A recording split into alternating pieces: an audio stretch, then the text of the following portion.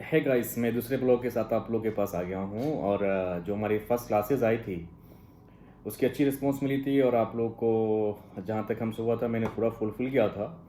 लेकिन उसमें हमारे पास बहुत सारे हमारे फ्रेंड का मैसेज आया इनबॉक्स में कि आप सर एक्चुअली हमें थोड़ा इंटरव्यू का क्वेश्चन बताया कि सर किस बेस पे, जैसे कि हमें एम में जाना है या एज एच बी एस सी वगैरह में जाना है, तो उसके लिए हम जैसे इंटरव्यू देने जाते हैं तो उसमें लिए कौन सा ज़्यादा क्वेश्चन जो होते हैं वो रिपीटेड क्वेश्चन होते हैं। तो एक वीडियो सर आप जो हैं जो आप जैसे कि बेसिक आप जो सर बता रहे हैं उससे पहले कि आप इंटरव्यू क्वेश्चन हमें डिस्क्राइब कर दें कि किस टाइप के क्वेश्चंस आते हैं और कैसे, मतलब किस टाइप के जो नॉर्मल क्वेश्चन जो रिपीटेड क्वेश्चन होते हैं तो पूछे जाते हैं इंटरव्यू में। तो मैं आज आप लोग के लिए चीज़ वीडियो बना रहा हूँ, वो स्पेशल आपके लिए होगा जो इंटरव्यू में पूछे जाते हैं क्वेश्चन, जैसे कि आप एचबीसी सुपरवाइजर, एमएपी सुपरवाइजर या टेक्नीशियंस लेवल के या इंजीनियर, एचबीसी इंजीनियर या एमएपी इंजीनियर वगैरह के लिए आप प्रिपरेशन कर रहे हैं, इंटरव्यू के लिए जा रहे हैं। तो कुछ चीज़ आपको मैं बताऊंगा, ज़्यादा लॉन्ग ड्यूरेशन क्लासेस हमारी नहीं होगी। आज कुछ इंपॉर्टेंट चीज़ मैं बताऊंगा आप लोगों को कि क्या चीज़ पूछी जाती है और कौन कौन सी चीज़ों पे आपको कमांड करना चाहिए। तो चलिए मैं आप आता हूँ अपने टॉपिक्स पर और आप लोगों को बताता हूँ कि कौन कौन से इंटरव्यू में क्वेश्चन होते हैं। जैसे कि आप एच बी एस सी पे जा रहे हैं, एच बी एस सी के इंटरव्यू के लिए जा रहे हैं, चाहे एम के लिए जा रहे हैं, तो सबसे पहले जब इंटरव्यूअर के पास आप जाते हैं तो वहाँ पे सबसे पहले आपको रिज्यूम देखेगा। रिज्यूम देखने के बाद से क्या करेगा कि उस पर सबसे पहले पूछेगा कि आपका पहला, मतलब क्या जो एक्सपीरियंस आपकी जो पहली थी, कहाँ थी, आप क्या कर रहे थे, कैसे कर रहे थे। तो वहाँ पे अगर एच में आप इंजीनियर हो या सुपरवाइज़र हो तो सबसे पहला आपका जो क्वेश्चन होता है वो सबसे पहले इंटरव्यूअर पूछेगा आपसे रेफ्रिजरेशन साइकिल का। ठीक है। दूसरी चीज़, अगर आप टेक्नीशियन लेवल पे जाते हो और टेक्नीशियन लेवल का क्वेश्चन होता है तो वो सबसे पहला जो क्वेश्चन पूछेगा, सबसे पहले तो आपका जो पहला प्रीवियस एक्सपीरियंस उसके बाद में पूछेगा। उसके बाद से पूछेगा कि ठीक है आप बताओ कि आपको हम एयर कंडीशन को इंस्टॉलेशन करने के लिए भेज रहे हैं, तो एयर कंडीशन को कैसे इंस्टॉल करते हैं, या जो एयर कंडीशन का जो आउटडोर होता है या इंडोर होता है तो उसका जो है ना आप लेआउट बता दो कि कैसे कैसे हम उसको करते हैं। ठीक है। तो ये सब चीज़ आपसे पूछा जाएगा। ठीक है ना।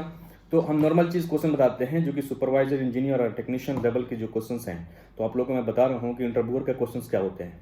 देखें, तो जो है ना आप वैसे पूरे ये कॉमन है कि आप लोग सोचेंगे कि सिर्फ कंप्रेसर हम जाएंगे, कंप्रेसर पढ़ के कंप्रेसर पूछ देगा इंटरव्यूअर। नहीं, जो कुछ जो अगर आपने काम किया, क्योंकि किसी भी इंटरव्यूअर जो जाते हैं उसको मतलब क्या होता है कि एक्सपीरियंस, जैसे आपने एक्सपीरियंस शो किया तो मीन्स ऑफ डेट कि आपके पास एडिशनल प्रैक्टिकल नॉलेज होगी। ठीक है ना। प्रैक्टिकल जब नॉलेज आपके पास होगी तो जाहिर सी बात है, जब आपने काम किया उस चीज़ों पे, आपने उस चीज़ों को सब चीज़ किया है तो आपके पास उसका इंटरनल जो भी चीज़ होता है, जो ट्रबल शूटिंग आई, ये जितने भी चीज़ प्रॉब्लम हुआ, आपके पास सब आइडियाज़ होगी क्योंकि आपने उस चीज़ों को पहले काम किया हुआ है। ठीक है ना।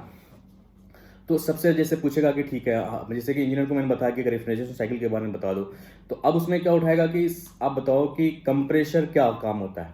कंप्रेशर का काम में सबसे पहले पूछेगा कि ठीक है कंप्रेशर का क्या काम होता है। फिर पूछ देगा कि ठीक है हमारे पास जो स्प्लिट यूनिट है उसमें कौन सी हम कंप्रेशर यूज़ करते हैं, या विंडोज यूनिट में कौन सी कंप्रेशर यूज़ करते हैं। तो आप लोगों को सबसे पहले ये चीज़ पता होना चाहिए कि हम स्प्लिट हो या विंडोज एसी हो, हम उसमें टू टाइप्स के कंप्रेसर यूज़ करते हैं। एज पर कैपेसिटी हम या तो रेसिप्रोकेटिंग कंप्रेसर यूज़ करते हैं या रोटरी कंप्रेसर यूज़ करते हैं। और ये चीज़ मैंने बताया कि दो कंप्रेसर यूज़ करते हैं, लेकिन आने वाले टाइम में आप लोग को एक क्लास बना दूंगा सिर्फ कंप्रेसर पे कि कितने टाइम के कंप्रेसर होते हैं, वो सारी चीज़ों के बारे में मैं डिफाइन कर दूंगा। लेकिन फिलहाल तौर पे आज जो मैं बता रहा हूँ वो आप लोग को सिर्फ ये चीज़ बता रहा हूँ कि मैं मतलब शॉर्ट फॉर्म बता रहा हूँ कि जैसे कि क्वेश्चन आप लोग जितना ज़्यादा हो सके आप लोग क्वेश्चन एराइज कर लें। ठीक है। तो उस सबसे पहला क्वेश्चन होगा कि भाई कंप्रेसर की हमारी क्या काम होती है। ठीक है। हम कौन से टाइप की कंप्रेसर यूज होती है, तो rotary compressor and reciprocating compressor. उसमें जो है ना उसने आपसे तो पूछ दिया ये चीज़, उसके बाद से आपसे इसमें पूछ देगा कि ठीक है आपने कंप्रेसर पे सब काम किया है तो ठीक है आप ये चाहो कि एक एलआरए होता है उसमें कंप्रेसर के ऊपर में, एलआरए का क्या काम होता है। तो एलआरए का मतलब बहुत सारे लोग जो है ना, मतलब लोगों ने तो काम किया होता है, जैसे टेक्नीशियंस वगैरह हैं, सुपरवाइजर जो भी चीज़ है, चाहे इंजीनियर्स वगैरह हैं, तो जो भी अगर मतलब लोगों ने उस चीज़ों पे अटेंशन दी होती है, लेकिन जो माइनर सी चीज़ है एलआरए वगैरह पे उन लोगों पर अटेंशन नहीं जाती है।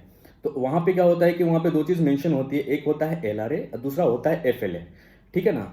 तो मोस्टली जो यूज पूछते हैं आपको एलआरए क्या होता है, तो जैसे आप पूछेगा कि आपको ठीक है बताओ एलआरए वहाँ पे होता है, एलआरए का कंसेप्ट क्या होता है और एलआरए का क्या काम होता है कंप्रेसर में, तो आप उसको वहाँ पे बताएंगे कि एलआरए का मतलब होता है सर लॉक रोटर एम्पियर, ठीक है, इसका फुल फॉर्म होता है। लेकिन एलआरए का वहाँ पे कंप्रेसर पे क्या काम होता है, तो एलआरए जो मेंशन जैसे कि आपका कंप्रेसर पे मेंशन है एलआरए 72 36, ठीक है ना, तो ऐसा जब मेंशन वहाँ पे है तो हम जब एलआरए का मकसद मेंशन जो चीज़ डिजिट में होता है उसका ये चीज़ फाइंड आउट करते हैं कि कंप्रेसर कितना टन का है। जैसे कि एलआरए पे आपको 72 लिखा हुआ है, ठीक है, 36 लिखा हुआ है, ठीक है, तो इस चीज़ों को जो है हम वहाँ पे कैलकुलेशन पे फाइंड आउट करते हैं कि हमारा जो है किस तरीका से कैलकुलेशन करेंगे, कैलकुलेशन से फाइंड आउट कर पता कर लेते हैं कि हमारा जो कंप्रेसर है कितना टन का है, 1 टन का है, 2 टन का है या 3 टन का है, ठीक है ना, उस हिसाब से ठीक है। तो ये लॉक रोटर एम्पियर का ये कॉन्सेप्ट एलआरए के बारे में आप लोग को पता चल गया। तो ये भी क्वेश्चंस होते हैं। दूसरा क्वेश्चंस होता है कि एक चीज़ बताओ कि कैपेसिटर का क्या काम होता है, ठीक है ना, अगर हमारा कैपेसिटर डैमेज हो गया, अगर कैपेसिटर खराब है तो बताओ फिर क्या उसका इम्पेक्ट पड़ता है हमारी यूनिट्स पे, ठीक है ना। तो इसका भी बहुत बड़ा कंसेप्ट होता है कि अगर हमारा कैपेसिटर्स वर्क नहीं कर रहा है तो क्या करेगा, वहाँ पे कंडेंसर फैन को एक्टिव नहीं होने देगा। कंप्रेशर में क्या होगा कि आवाज़ होना शुरू हो जाएगा। जैसे कि आप अक्सर यूनिट देखते होंगे, आप जाएंगे स्प्लिट यूनिट्स वगैरह में आउटडोर यूनिट लगा होता है, तो कुछ जगहों पे जाते हैं तो लोग सोचता है कि मतलब आपकी कंप्रेसर रन नहीं होता है, सडनली रन होता है और ट्रिप्स हो जाते हैं। क्यों?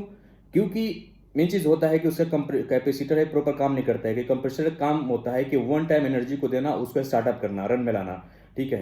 तो जब आपकी कंप्रेसर की जो कैपेसिटर जब खराब हो जाएगी तो कंप्रेसर को एक्टिव ही नहीं करेगा।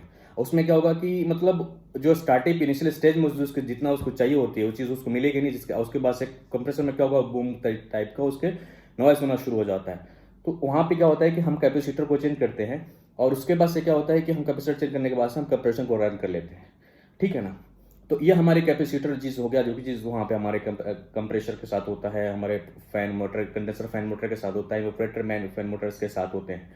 अब जो क्वेश्चन एक और चीज़ उसमें आ जाता है कि ये बताएं कि मोस्टली क्वेश्चन बताता हूँ मैं, मतलब हर एक इंटरव्यू में पूछी जाती है क्वेश्चन कि ये बताओ कि हमारे जो आउटडोर यूनिट्स हैं उस पर आइस क्यों आ रही है, ठीक है। आपका जो आइस आने का रीज़न जो है आपको क्यों आ रही है, सक्शन लाइन पे जो हमारा आइस आकर पूरा बर्फ आप जाएंगे चेक करने के लिए तो अंदर में कूलिंग नहीं हो रही है, हमारी यूनिट्स कूल नहीं करती है, और उसमें बाहर में कहा जाएंगे तो आप देखेंगे पूरी मतलब आइस से जो है ना हमारी आउटडोर यूनिट कवर हो चुकी है। तो उसका रीज़न देखिए, रीज़न एक नहीं होता है, उसका रीज़न बहुत सारे होता है, मतलब बहुत सारे रीज़न हो सकते हैं। लेकिन आपको जो नॉर्मल जो रीजंस होते हैं वो चीज़ बता दूंगा कि अगर ऐसा कंसेप्ट, अगर यूनिट में अगर आइस आया हुआ है, कूलिंग अंदर में नहीं हो रही है, रूम में कूलिंग नहीं है और आउटडोर आपका पूरा आइस से घिरा हुआ है, तो सबसे पहले आपको चेक करना है जाके कि रेफ्रिजरेशन कितनी है उसमें। क्योंकि सबसे बड़ा रीज़न होता है कि जब रेफ्रिजरेशन नहीं होता, कम होता है, तो उसके बाद से क्या होता है कि उसमें क्या होता है कि आइस आना शुरू हो जाता है, समझ रहे हैं ना। तो सबसे पहले आपको जाकर चेक करना है कि उसकी जो आपको सेक्शन आपको लेके जाना है और जाके उसको चेक करना है, ठीक है, रेफ्रिजरेशन को। अगर वो ओके है, जैसे कि R22 रिफ्रिजरेंट है, उसका PSI अगर 16 आ रहे हैं, 15 16, जैसे कि अब डिपेंड करता है कंट्रीज के ऊपर, ठीक है ना, वेदर के टेम्परेचर के ऊपर डिपेंड करता है। जैसे कि जो गल्फ वगैरह में है, सऊदी वगैरह में, जो दुबई वगैरह में, तो हम उसको मोस्टली 65 एंड 70 के बीच में हम रखते हैं। लेकिन मोस्टली जो इंडिया वगैरह में है 55 60 65 ग्राउंड में हम लेके चलते हैं। और जो अभी मैं यूरोप में हूँ तो यूरोप की जो है, यूरोप का एक अलग कंसेप्ट है, ठीक है। तो यहाँ पे क्या है कि यहाँ का वेदर थोड़ा सा मतलब ज़्यादा हिट नहीं होता है, तो हमारा 50 to 60 के बीच में हम लेके चलते हैं। तो डिपेंड करता है कंट्रीज वेदर के ऊपर डिपेंड करता है, ठीक है ना, जहाँ पे जिस तरीका का मतलब ये है उस हिसाब से हम ओवन करते हैं। देखिए, तो सबसे पहला रीजन हो गया कि हमने आपको क्या किया कि आप रेफ्रिजरेशन को चेक कर लिया। सेकेंड थिंग्स ये होता है कि सब आप जो देखते होंगे कि लोग मतलब आपका गैस ठीक है, ओके है, सब चीज़ ठीक है, आउटडोर आपने चेक कर लिया, हमारा PSI ठीक है, लेकिन फिर भी आइस आ रही है, रीजन समझ में नहीं आ रही है। उसके बाद से क्या होता है कि आपको कूलिंग में नहीं हो रही है। तो सबसे पहले हम क्या करेंगे कि अब हम जाएंगे अपने इंडोर यूनिट पे, ठीक है ना। हम इंडोर यूनिट में जाएंगे, उसके फील्स को चेक करेंगे। देखिए, एवोपरेटर जो है ना, एवोपरेटर को 2 टाइप में बोलते हैं। जैसे कि आपने टेक्निकल स्टडी कर रखा है, टेक्निकल से पढ़ाई किया हुआ है, मतलब थ्योरेटिकल से पढ़ाई किया है, तो वहाँ पे मेंशन होता है इवोपरेटर। लेकिन जो हमारे नॉर्मल जो टेक्नीशियन सब लोग हैं जो हैं वो लोग क्या होता है कि मोस्टली यूज करते हैं कूलिंग कॉइल, इसको मतलब इंडोर में लगा होता है। तो हम उसको फिल्स को चेक करेंगे कि उसका फिल्स तो ब्लॉक नहीं है ना अंदर में। अगर फिल्स ब्लॉक है तो भी हमारा क्या होता है कि आउटडोर के लिए कंडीशन पे हमारा क्या होता है कि आइस आ जाता है। दूसरी चीज़, फिन्स हमारा ओके है, गैस हमारा ओके है, फिर भी हमारे पर आइस आ रहा है, तो उसका रीज़न क्या हो सकता है? उसका रीज़न ये हो सकता है कि आपका जो इवोपरेटर फैन है इंडोर यूनिट्स का, वो रन नहीं कर रहा है। उसके बाद से आप इवोपरेटर जो फैन लगाए होते हैं, कंडेंसर फैन मतलब इवोपरेटर का जो फैन लगा होता है, उसको आप चेक करो कि हमारा मोटर काम कर रहा है कि नहीं कर रहा है। क्योंकि मोटर जब हमारा बंद हो जाएगा, जब काम नहीं करेगा, तो यार हमसे कहाँ मिलेगा, डायरेक्ट सी बात है। तो वो चीज़ भी चेक करना है। तो सबसे ये 2-3 जो कॉमन रीज़न मैंने जो आपको बताई है, ये सबसे तीसरी चौथी चीज़ मैं बताता हूँ कि आपको अपना जो है, जैसे कि स्प्लिट यूनिट में कैपिलरी ट्यूब्स वगैरह जो होते हैं, बड़ी जो यूनिट्स हो गए हैं, जैसे कि पैकेज यूनिट है, रूफटॉप्स यूनिट्स है, उस सब चीज़ों पे क्या है कि आपको जो है उसमें एक्सपेंशन सवाल होते हैं, तो उसका जो है ना थोड़ा सा अलग तरीके से मैं बताऊंगा फिर। तो उसी काम कर सकते इसमें कैपिलरी जो स्मॉल यूनिट है, जैसे कि 1.5 टन 2, 3, 4 टन का जो सब होते हैं। तो इसमें जो ये कंसेप्ट होती है कि आपको इसमें कोई बड़ा मतलब इसमें जैसे कि स्मॉल, जैसे कि 1 टन का, 1.5 टन का है, 2 टन का है, इसमें कोई एक्सपेंशन नहीं, कैपिलरी ट्यूब हम यूज़ करते हैं। आप जैसे कि आपको पैकेज यूनिट में जाओगे, रूफटॉप यूनिट्स में जाओगे, हम वहाँ पे एक्सपेंशन वाच यूज़ करते हैं as per capacity of compressor, ठीक है ना। तो जो 3-4 जो रीजन है, ये सबसे मेजर मैंने आपसे क्वेश्चन बताया कि रिपीटेड क्वेश्चन है और हर एक इंटरव्यू में ये क्वेश्चन पूछी जाती है, जो भी इंटरव्यू रहेंगे पूछेंगे। और जो 3-4 जो रीजन मैंने बताया, फर्स्ट रीजन मैंने आपको क्या बताया कि अगर ऐसा मसला क्रिएट्स होते हैं आइस का, सबसे पहले आपको क्या चेक करना है कि रेफ्रिजरेशन का चेक करना है कि रेफ्रिजरेशन कितना है। आपको रेफ्रिजरेशन अगर 60-50 से मतलब डाउन है तो डायरेक्ट आइस आइस आएगा। फर्स्ट थिंग ये चेंज करना है। तीसरी चीज़ हमको इंडोर पे आना है। इंडोर में क्या करना है कि हमारा इवोपरेटर यानी कूलिंग कॉइल को चेक करना है कि फिन्स तो हमारा ब्लॉक तो नहीं है ना, डर्टी तो नहीं है ना। उसका अगर डर्टी है तो उसको क्लीन करें। तीसरी चीज़ ये होता है कि आपको जो है ना क्या है कि जो इवोपरेटर फैन मोटर्स है उसको चेक करना है कि हमारा मोटर प्रॉपर काम कर रहा है या नहीं कर रहा है, ठीक है ना। तो ये सब चीज़ जो है आपने देख लिया कि ये आइस जो मतलब आइस जो यूनिट्स पे आती हैं, तो इसका ये रीजंस हो सकता है। कैपिलरी ट्यूब्स अपना चेक करना है, ठीक है। देखिए हम एक नॉर्मल लैंग्वेज में बता रहा हूँ कि जैसे कि आपके स्प्लिट यूनिट में लोग अक्सर पूछ देते हैं, इंटरव्यू भी पूछ देगा कि बताओ कि आप ठीक है आपने एसी का काम किया है, आपने पैकेज का काम किया, ठीक है, एसी का आपने जैसे कि स्प्लिट यूनिट पे आपने काम किया है, तो ठीक है, हम कैसे पता चलता है कि जो कैपिलरी ट्यूब है वो चौक हो चुका है, ठीक है। तो हम टेक्नीशियन लोगों की बात बता रहे हैं, टेक्नीशियन के कंसेप्ट लोगों को आप लोग को इस चीज़ बता रहा हूँ कि देखो कैपिलरी ट्यूब को अगर आपको पता चलना है कि किस तरीका से अगर चौक है कि रन कर रहा है, तो जो थ्योरेटिकल मतलब आप अपनी लैंग्वेज में जाओगे ना, अगर जिस तरीके से आप काम करते हो, तो आप जैसे टच करो कैपिलरी ट्यूब को, वो बिल्कुल चिल्ड होगा, तो समझो कि वो चौकड हो गया। और जो नॉर्मल जो होता है, नॉर्मल टेम्परेचर में जैसे कि आप जाओगे थोड़ी सी लिटिल बिट ऑमम्स होगी, आप समझो कि वो ओके है। मतलब ये आपको आपके अपनी लैंग्वेज बताया, मतलब कि किस तरीका से आप कैपिलरी ट्यूब्स को जो वहाँ पे लगा हुए होते हैं उसको आप चेक करोगे, ठीक है ना। ये चीज़ आ गया। अब चीज़ आपको मैं पूछेगा, क्वेश्चन जरूर करेगा वो कि ठीक है आपने ठीक है आपने जैसे वॉल यूनिट्स पे काम किया, अगर आपको डक्टेबल स्प्लिट यूनिट मिल जाए, तो डक्टेबल स्प्लिट यूनिट के मिल जाता है, तो उसके जैसे कि आपके इंडोर अलग जैसे कि एफसी वगैरह लगे होते हैं, फैन कॉइल यूनिट्स अंदर में होते हैं, आउटडोर बाहर में होते हैं। तो आप मुझे बताओ कि अगर वहाँ पे आइस आता है, वहाँ पे हमारी फैन जैसे कि वहाँ पे आइस आता है, तो क्या कंसेप्ट, तो सेम ही कंसेप्ट होता है जो आइस का मैंने बताया। लेकिन वहाँ पे ये क्वेश्चन जरूर राइज होगा क्योंकि वहाँ पे 3 स्पीड होती है, क्योंकि अंदर में आप जाओगे ना तो उसका जो है ना रिमोट्स लगे होते हैं, ठीक है ना। तो डिजिटली होती है, सारा चीज़ होता है, अलग अलग होता है। आप जहाँ पे जाओगे अलग अलग तरीका का डिपेंड करता है किस तरीका का यूनिट्स है, ठीक है ना। तो वहाँ पे मोटर में क्या होता है ना कि वहाँ पे 3 फैन स्पीड लगा होता है। जैसे कि आप वॉल स्प्लिट का देखते होंगे कि यहाँ पे आपने रिमोट से ये कर दिया, हो गया। लेकिन वो जो डक्टेबल्स यूनिट होते हैं उसमें 3 स्पीड होता है। एक तो स्पीड होता है, फर्स्ट स्पीड होता है, एक मीडियम स्पीड होता है, एक लो स्पीड होता है, यानी हाई, मीडियम एंड लो। अब आपसे जरूर पूछेगा ये क्वेश्चन कि ये ठीक है, आप बताओ कि आपने जब इस चीज़ को काम किया है, तो हमारे पास हमने आपको मोटर खरीद ला के दे दिया न्यू, ठीक है ना। तो उसके बाद से जब मोटर खरीद ला के दे दिया, तो आप उसको जो है कैसे स्पीड को फाइंड आउट करोगे, कौन सी वायर कौन सी स्पीड का है, ठीक है ना। ठीक है, अब एक से और क्वेश्चन कर दिया कि ठीक है हमारे पास जो मोटर था वो जो कलर कोड है वायर का, कलर कोड मतलब सेम ही है, ठीक है ना, बाई मिस्टेक मतलब सेम ही है। जैसे कि हमारा ओल्ड मोटर ले लें हम, तो हमने सेम है, हमको पता नहीं चल रहा है। तो वहां पे अगर आपने काम किया है तो आप जरूर बताओगे कि सर हम क्या करेंगे ना कि सबसे पहले मल्टीमीटर हम क्या करेंगे कि उसका करेंट और रेजिस्टेंस हम उसको चेक करेंगे कि सर क्या है। तो मैं आप देखो इसके कहने से इसको बताने से पहले मैं एक और चीज बताता हूँ कि देखो करेंट और रेजिस्टेंस हमेशा याद रखना कि जो करंट होता है और रेजिस्टेंस होता है, दोनों का जो रिलेशन होता है ना यूनिवर्सली होता है। जब करंट इंक्रीज करेगा तो रेजिस्टेंस क्या होगा, वो डिक्रीज करेगा, ठीक है। और जब रेजिस्टेंस इंक्रीज करेगा तो करंट क्या होगा, डिक्रीज करेगा। तो वहाँ पे हम फाइंड आउट करते हैं कि ठीक है, हम उसको वहाँ पे चेक कर लिया आपने जाके, चलो भाई मैंने कंटिन्यूटी वहाँ के चेक किया, उसका मैंने चेक किया कि किस तरीका का है, कितना है। अगर हमारा वहाँ पे रेजिस्टेंस क्या होता है, हाई होता है, आज करंट हमारा वोल्टेज बिल्कुल, करंट बिल्कुल लो जाता है, एम्पियर हमारा बिल्कुल लो जाता है, तो हमारा कहाँ होगा, उसको हम समझेंगे कि वो जो हमारा है सबसे लो वोल्टेज का वायर है, लो स्पीड का है।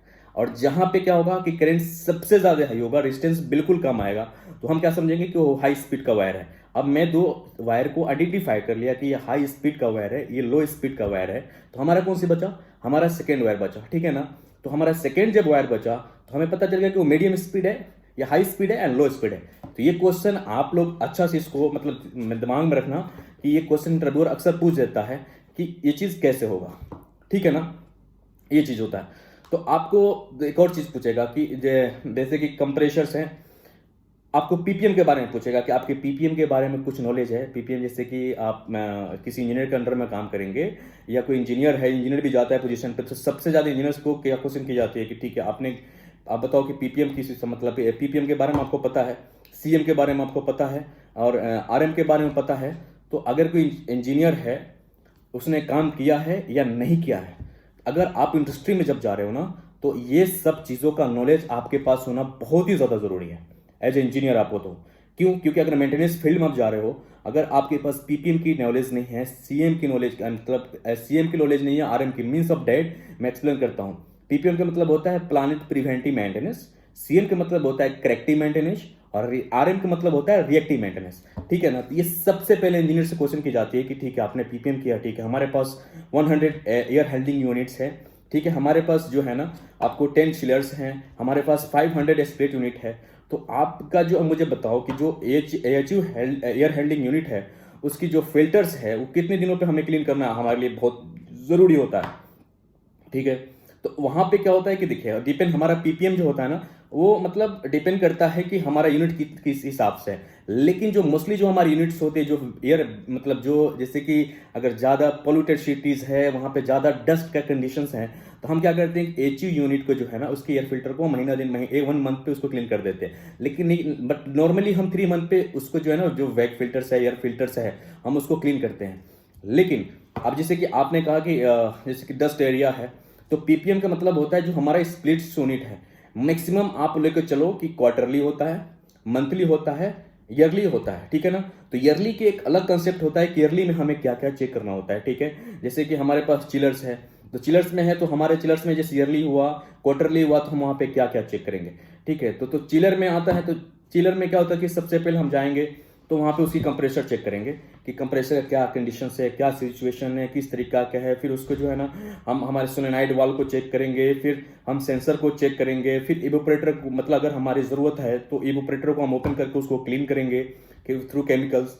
तो ये सारी चीज़ हमारी ईयरली पे कंसेप्ट आता है। लेकिन जब हमारी मंथली की बात आ जाए तो हम क्या करते हैं कि जाके उसको प्रेशर पीएसआई चेक करते हैं, हम उसके रेफ्रिजरेंट को चेक करते हैं, उसकी सेंसर को चेक करते हैं, उसकी कंडेंसर को चेक करते हैं, उसकी कंडेंसर फैन मोटर को चेक करते हैं, ठीक है ना। उसके फिन्स को चेक करते हैं कि कोई फिन तो बैंड नहीं हुआ है, कहीं लीक प्रॉब्लम नहीं है। अगर लीक प्रॉब्लम हो गई तो हमारा सब चीज़ जो है, अगर एक थोड़ी सी भी लीक कहीं मसला आ गई तो हमारा कहीं भी कूलिंग में मिलने नहीं जा रहा है, पूरी रेफ्रिजरेंट हमारी लीक कर जाएगी। तो ये हमारी इंस्पेक्शंस होती है, ठीक है ना। तो मैंने कुछ चीज़ बताया कि जो कि हमारा पीपीएम से रिलेटेड था, प्लानिंग प्रिवेंटिव मेंटेनेंस इसी को बोलते हैं। अब जो करेक्टिव मेंटेनेंस हुआ कि हमारे पास है उस चीज़ को हम जाके करना है, हमको वो चीज़ पता है हमको, ठीक है ना। तो जाके मैंने उस चीज़ को पता, हमें पॉइंट ट्रबल शूटिंग मुझे मिला करना है। रिएक्टिव मेंटेनेंस ये होता है कि ऑन द स्पॉट कोई चीज़ ये चीज़ हुआ, वहाँ पे उस चीज़ों को हम फाइंड आउट करना है कि इसको ट्रबल शूटिंग कैसे करनी है, ठीक है ना।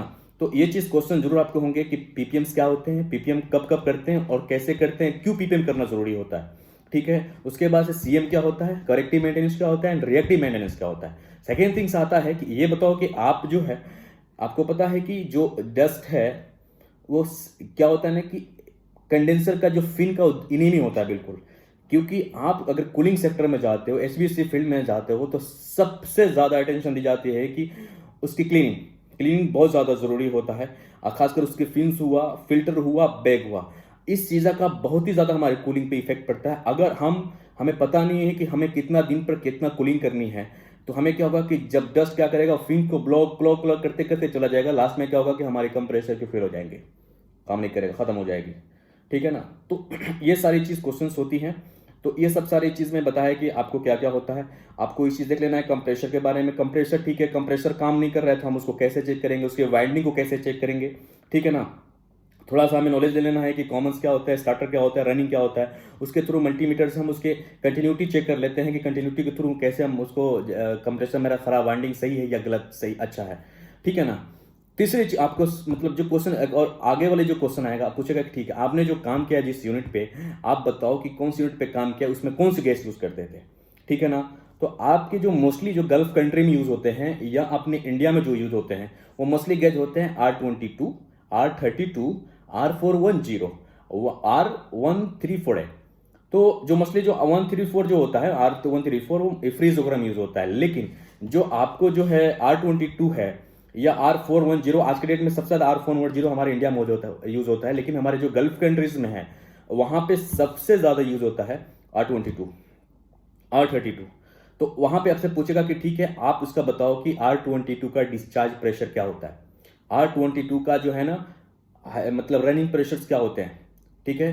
तो ये सब चीज जो है ना, R32 का आपका रनिंग प्रेशर क्या होगा, उसका डिस्चार्ज प्रेशर क्या होगा, ये चीज आपको याद कर लेना है कि किसका कितना होता है। जैसे R22 पूछ दिया तो मैंने बताया ना कि 60 से 70 के बीच में आ जाता है, ठीक है। उसका डिस्चार्ज प्रेशर क्या होता है, 120 से लेके 130 के बीच में आ जाता है। अब R32 का पूछ देगा आपसे, या फिर R410 का पूछ देगा क्या होता है, या फिर आपको 134A का पूछ देगा। कुछ टाइम ऐसा आ जाते हैं कि वो लोग पूछ देते हैं कि ठीक है हमारे पास एक कार है, कार का एसी खराब हो गई है, एसी खराब नहीं है, उसमें गैस डालना है, गैस कम है, ठीक है, उसका प्रेशर क्या होता है। तो कार का जो है फ्रीज से अलग होता है PSI। तो उस चीज़ों को भी अगर आपको थोड़ी सी नॉलेज ले लेना है, ठीक है ना। तो ये सारी क्वेश्चन मतलब जो आपको मैंने अभी डिस्क्राइब किया है, ये सबसे ज़्यादा इंपॉर्टेंस और कॉमन क्वेश्चन होते हैं जो कि पूछे जाते हैं, ठीक है ना। उसके बाद से उसमें जो है ना, जो आपको जैसे कि स्प्लिट यूनिट में पूछ जाएगा कि ठीक है आपका जो उसमें ट्यूब का साइज बताओ, कौन कौन सी साइज का ट्यूब्स उसमें यूज होते हैं, ठीक है। आपको ट्यूब में जैसे कि 1/2, 3/4 ये सब ट्यूब्स जो होते हैं, इस चीज़ों को उसमें किस चीज़ की ट्यूब यूज होती है, ठीक है ना, कौन सी मटेरियल्स के बने होते हैं। तो ये सब चीज़ जो है ना, आपको इस सब चीज़ जान लेना है कि क्या होता है, ठीक है। कुछ सोलेनाइड बाल्ब के भी बारे में पढ़ लेना है, जैसे कि ऐसे गल्फ वगैरह में तो नहीं मिलते, हमारे इंडिया में नहीं मिलते, लेकिन जब आप कोल्ड प्लेस पे जाओगे तो जहाँ पे मतलब हमें एसी लगाते हैं, मल्टीपल एसी लगाते हैं, जिससे मतलब हमें हॉट भी मिले और कूल भी मिले। तो उस यूनिट्स में हम क्या करते हैं कि वहाँ पे हम सोलेनाइड वाल्व वगैरह की यूज़ करते हैं। दूसरी चीज़ आपको ये भी चीज़ जान लेना है कि ये बताओ कि हम प्रेशर स्विच क्यों, तो लो प्रेशर स्विच और हाई प्रेशर स्विच हम क्यों यूज़ करते हैं। तो हाई प्रेशर स्विच के बारे में भी हम आपको जान लेना है, लो प्रेशर स्विच के भी जान लेना है कि ये क्यों यूज़ करते हैं और इसका क्या काम होता है, ठीक है ना। ये पैकेज यूनिट्स में अगर जो मिलेंगे, जो ये सारी चीज़ इसके बारे में, तो ये चीज़ आपकी नॉलेज आ गई। तो ये जो आपको जो मैंने अभी क्वेश्चन बताई हैं, ये आपको पूरी नॉर्मल मतलब कॉमन क्वेश्चन बताया है जो कि पूछे जाते हैं। लेकिन एक्चुअली हमारी क्लासेस अभी लंबी हो गई है और अभी ज़्यादा मैं नहीं लॉन्ग नहीं करना चाहता हूँ। तो मैं जो हमारी नेक्स्ट क्लास आती है, फिर मैं इंटरव्यू का कुछ क्वेश्चन और लेकर आ रहा हूँ जो सबसे ज़्यादा इंपॉर्टेंस होगा, और उसमें जो है आपको मैं बताऊंगा इलेक्ट्रिकल्स के क्वेश्चंस और प्लम्बिंग का क्वेश्चंस।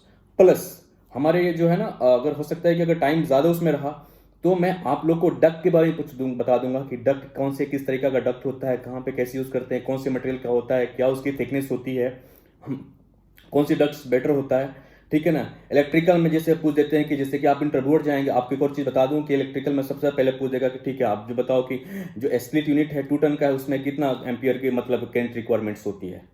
तो हमको पता ही नहीं है, बंदे जाएंगे जो काम नहीं किए हैं उसको पता नहीं है कि 7 होता है, 10 होता है कि 12 होता है, ठीक है ना। तो इसको भी जान लेना है कि भाई हमारा 7 से लेकर 12 के 10 के बीच में होते हैं। कुछ जगह पे हमारे पैकेज यूनिट है 15 to 20 के बीच में आते हैं एम्पियर, तो डिपेंड करता है। ये सब चीज़ कॉमन क्वेश्चन जो मैं आपको बता रहा हूँ, तो ये सब चीज़ पूछे जाते हैं जो इलेक्ट्रिकल्स वगैरह क्वेश्चन होते हैं। अब जैसे इलेक्ट्रिकल क्या आ गया कि उसमें हम सिंगल मतलब जैसे सिंगल फेज हम स्प्लिट मतलब 110 के एचटी में हम सिंगल फेज क्यों यूज़ करते हैं, ठीक है, और पैकेज में 3 फेज क्यों यूज़ कर रहे हैं। तो ये सब भी क्वेश्चन आपको जो है ना मैं बताऊंगा सारा चीज़। तीसरी चीज़ कि नेक्स्ट टाइम आप लोग इस चीज़ याद करना कि आप लोग को जो है ना 2 चीज़ मैं बताता हूँ कि आप लोग इस चीज़ों को ध्यान रखना कि डेल्टा कनेक्शन और स्टार कनेक्शन इलेक्ट्रिकल का जो है ना, आप लोग इसके बारे में पढ़ लेना। मैं बहुत अच्छा से इसको भी डिस्क्राइब करूंगा कि डेल्टा कनेक्शन क्या होता है, स्टार कनेक्शन क्या होता है, और इसमें हम किस तरीके से यूज़ करते हैं। दूसरी चीज़ है कि मैं एक और चीज़ बताऊंगा मोटर के बारे में कि मोटर कौन सी टाइप्स की यूज़ होते हैं, और मोटर के स्पेसिफिकेशन भी बताऊंगा कि इंडक्शन मोटर का यूज़ कहाँ होता है और क्यों होता है, हम इंडक्शन के क्यों यूज़ करते हैं, सिंक्रोनस के क्यों नहीं करते हैं, ठीक है ना। तो ये हमारी वीडियो लंबी हो गई है। अब नेक्स्ट 1-2 क्लास और हमारे इंटरव्यू के क्वेश्चन पे बनाऊंगा, क्योंकि बहुत लोगों का रिक्वेस्ट आ रहा है कि सर आप इंटरव्यू पे बना दो। तो जो मैं बता रहा हूँ कि आप लोग को जो मैं समझाऊं, आप लोग मेरा वीडियो देखो, तो सबसे पहले आप अपने पेन कॉपी लेके बैठो। मैं जो बता रहा हूँ आपको, मेरा काम है कि आप लोग को समझा देना है। आप लोग इस चीज़ों को मतलब इस तरीका से मैं बताता हूँ कि आपके अंदर में एक बार देखो वीडियो, आपको समझ में आ जाएगी कि हम क्या कर रहे हैं, कि आपकी लैंग्वेज में मैं बता रहा हूँ। कोई किताब मतलब ये नहीं बता रहा हूँ कि this is the that like that, इस चीज़ को मैं आपको ये चीज़ नहीं कर रहा हूँ, है कि नहीं। मैं डिफिनेशन रट के नहीं बता रहा हूँ आपको पूरी कंसेप्चुअल बता रहा हूँ कि किस तरीका का होता है, ठीक है ना। तो आप कभी अगर कंफ्यूजन है तो आप पेन कॉपी लेके बैठो, उस चीज़ों को नोटेट करते चलो और इसको देख लो। बाकी जो हमारी नेक्स्ट क्लासेस आ रही है, उसको जो है ना, हमारा 2 क्लासेस हमारी इंटरव्यू पे होगी, इंटरव्यू क्वेश्चंस पे होगी। और उसमें जो है ना, हमारा एक ही टारगेट होगा कि मैकेनिकल, इलेक्ट्रिकल, प्लम्बिंग के बारे में कवर करना, ठीक है ना। उसके बाद से जो आप लोगों को जो उसके बाद जब हमारी ये इंटरव्यू की क्वेश्चन फिनिश होती है, तो उसके बाद से फिर हम बेसिक पे चलेंगे, ठीक है ना। जब तक के लिए हम चलते हैं, आप लोगों से फिर हम नेक्स्ट क्लास में मिलते हैं। और आप लोग जो हैं जब तक प्रिपरेशन करो, और कोई भी चीज़ ऐसा होता है तो आप मुझे कमेंट में डालो कि आप लोग को क्या चाहिए, किस तरीका होगा, फिर उस हिसाब से हम वीडियोस बना के आप लोग के लिए डालते रहेंगे। हम आप लोग के लिए हमेशा अवेलेबल रहेंगे। जब तक के लिए शबक है, बाय बाय।